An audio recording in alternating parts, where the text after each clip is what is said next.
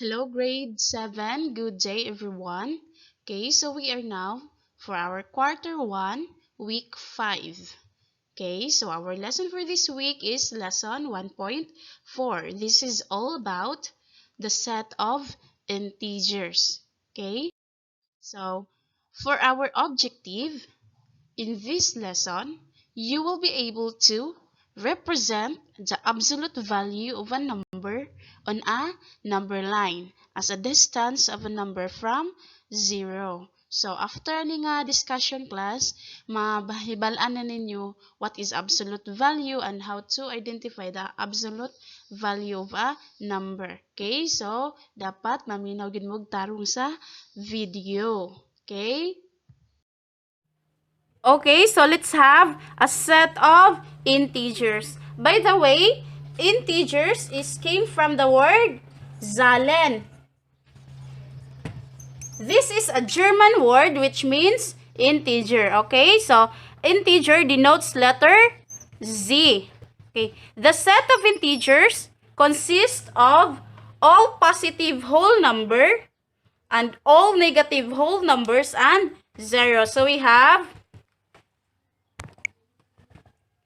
negative 3, di ba? Tanang whole negative numbers. Negative 2, negative 1, and then 0, and then all whole positive numbers. 1, 2, 3, and so on. Okay, so tanang whole nga negative numbers and tanang whole positive numbers, and then si 0. So they are all belong to integers. Okay, and then so if we are going to denote that in the number line, so we have our origin. So this is the origin or the 0. So si 0 mao ang atuang origin.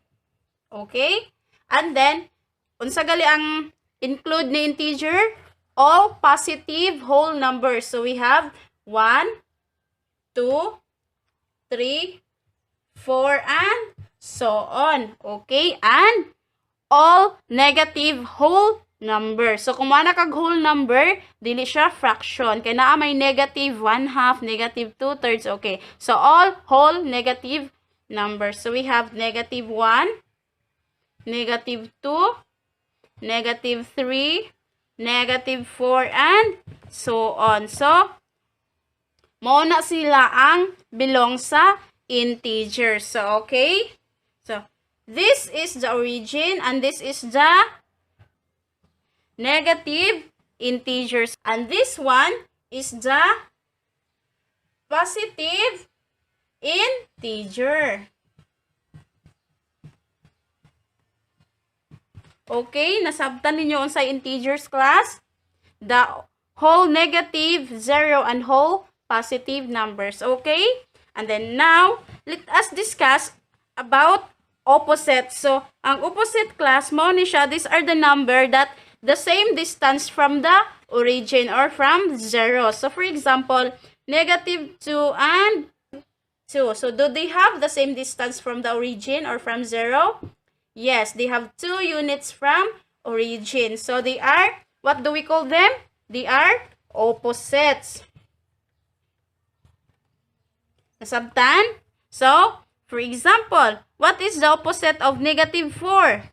It is positive 4. But class, no need to write here the sign plus or the sign positive because it is already understood nga positive na siya kung wala na siya plus daan. Pero kung negative class, ang negative ang sign sa isa ka number, we need to write the sign para ma-distinguish na to kung positive ba siya or negative. Okay? Another, what is the opposite of 1?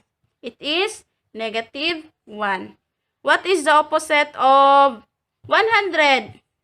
It is negative 100.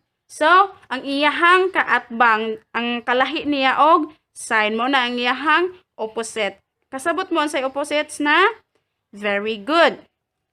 Integers in real life. So, unsa man ning integers in real life? So, do you know that we are using integers in our daily living?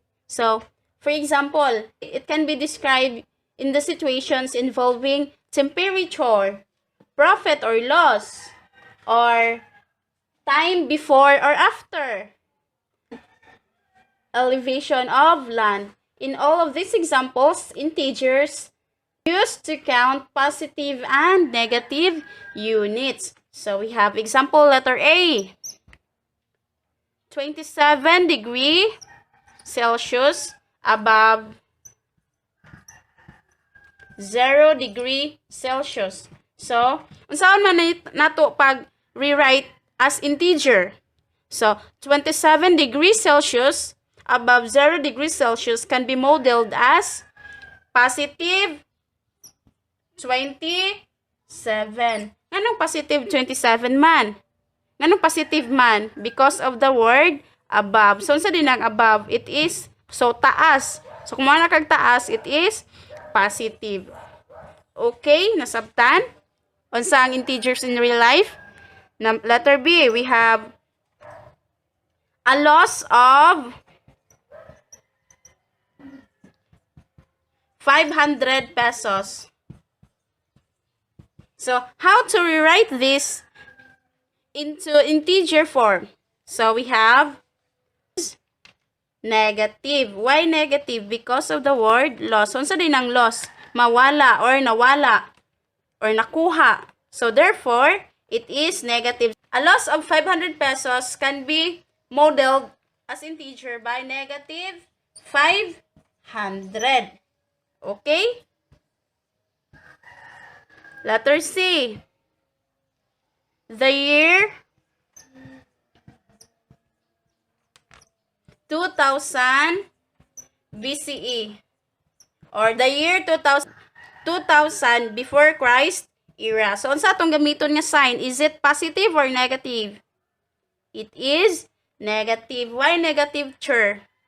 Because si 2000 BCE kay ni agi na. So, therefore ni agi na, wala na siya. So, negative. How to rewrite this? Negative 2,000. Okay, nasabtan ang integers in real life. Kano saan na to siya magamit? So, in all situations, sa ato ang panginabuhi, magamit na to ang integers. So, it is a matter of positive or negative. Ha? Ang integers? Very good. Distance is always a positive value or 0. So, unsa daw ang distance is always positive. Okay, so walay distance class nga negative mo na inyohang timanan. Mathematicians use absolute value to describe distance between 2 points on a number line. So, unsa daw ilang gigamit para i-describe ang distance? It is the absolute value.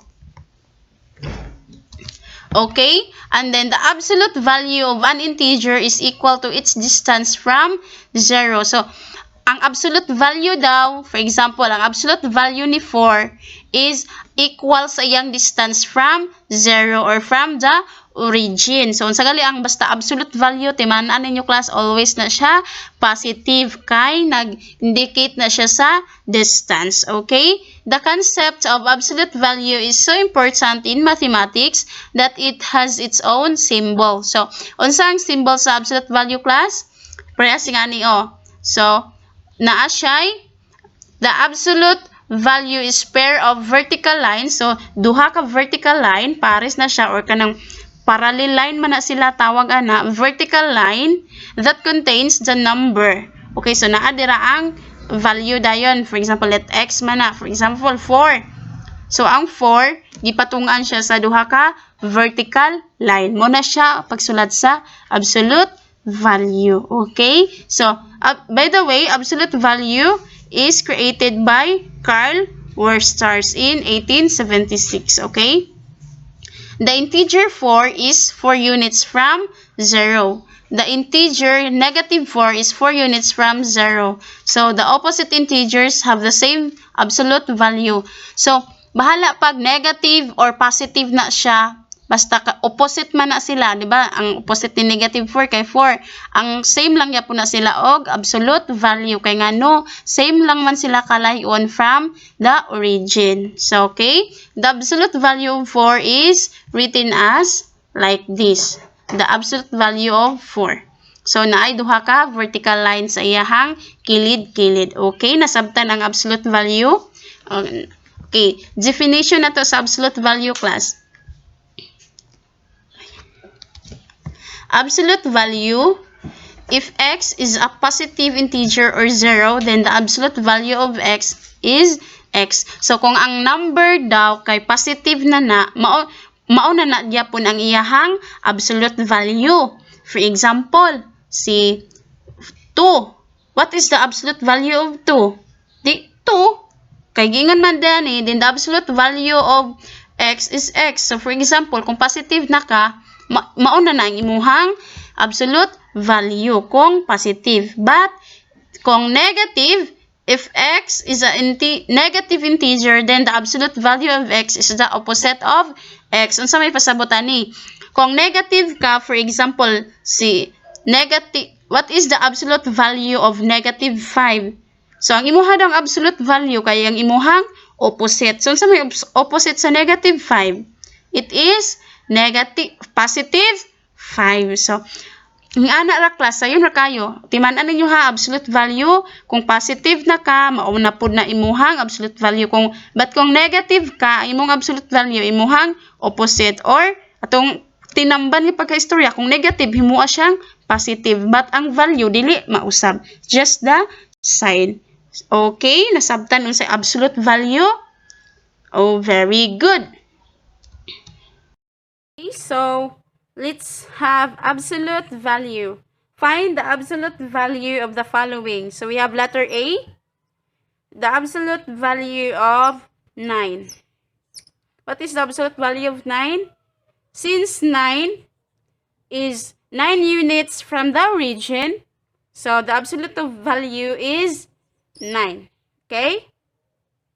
Letter B, the absolute value of negative 9. So, negative 9 is 9 units from the origin. Therefore, the absolute value is 9. So, unsa din ang absolute value? Ang iyahang distance from the origin. Okay?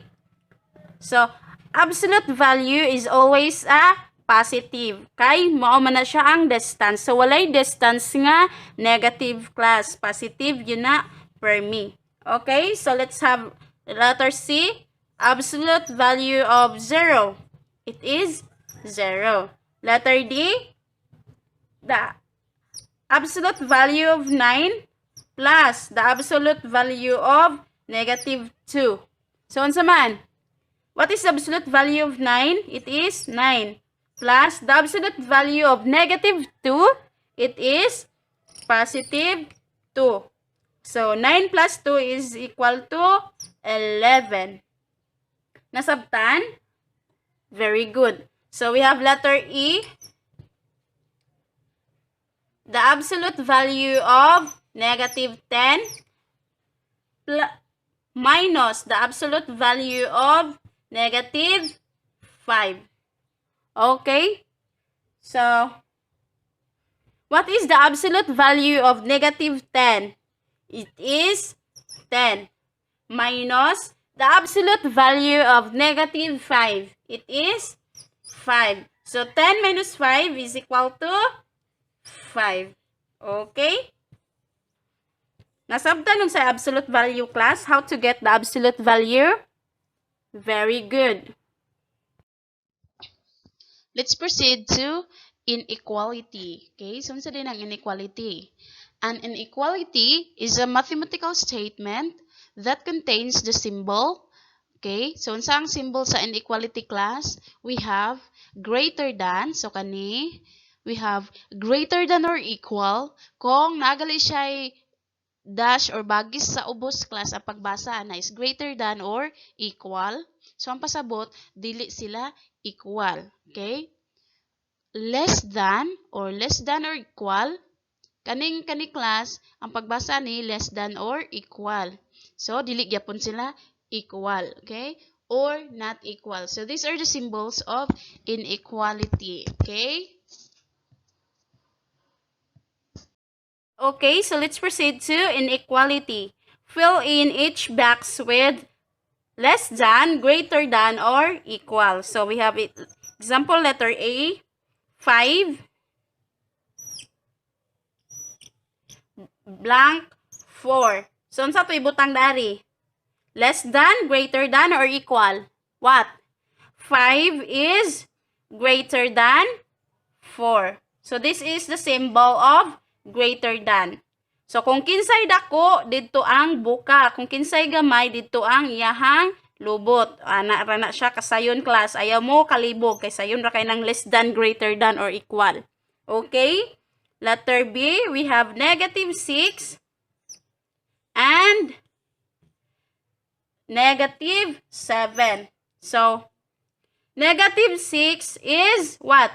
Greater than 7. Teacher, ganun, dako man si negative 6. Nga, or kontra ni negative 7 class because si negative 6 is 6 units from the origin. So, doon na siya para mag-whole number. Whereas, si negative 7 is 7 units from the origin. For negative 6 is greater than negative 7. So, ang buka na ani negative 6. This is the symbol of greater than. Okay? Letter C. Negative 8 box and 4. Okay? So, what is negative 8 than 4? Negative 8 is less than 4. Teacher, nganong less than 4 man si negative 8? Because 8 lagi siya. But naman siya negative. So, kung si negative, wala siya kabot og 1.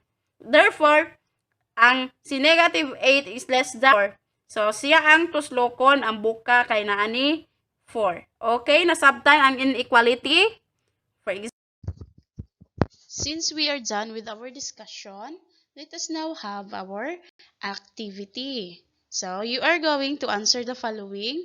Lesson 1.4, dira sa inyong work text, palihog kong pangita, kay daghan kayong mag-text, manawag, mag-chat nga, unsay page, i-open inyong libro para makabalo mo asa na dapit, ha? Dili sigig pangutanag unsay page, dapat kabalo na mo mangita sa page.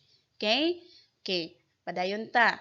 Lesson 1.4, you are going to answer, try it 1, try it 2, try it 3, and try it 4. Teacher, daghan kayo. Don't you worry, mugbo lang kayo na, short. Gagmay lang kayo na, so dali ra kayo na ansiran. And second, gi-explain nagtarong sa video, kaya wala mo yung rason nga, dili mo makabalo. But if there are still questions or there are still nga dili niyo masabtan, pwede ra gyapon mo contact sa ako. Okay? So you are going to answer that. Try it. Exercises. Try it 1, 2, 3, and 4. So kana inyong ansiran. Okay, write your answer in one whole sheet of paper. You are going to submit this on October 11, 2021. Okay, nakasinabot October 11, 2021. Okay, so if you have questions, pwede mo nawag sa akwang number 0967-2174-222. Okay, so kung namoy pangtawag, tawagin na lang ko dito if namoy pangutana para matubag dayon nako. Kay if ever sa chat manggod, basic ko dili na ko mabantayan, so dili gyud mo mapansin. So kung naay pantawag, tawagin na lang ko dito. Okay, so kana lang class. I hope nga nakasabot mo grade 7. I believe no nga sayon lang mangyud siya kung maminaw lang ta and then magpay attention ta sa atuang gilantaw and then magbasa pud ta sa atuang libro. Okay? So, God bless everyone. Happy answering and bye-bye.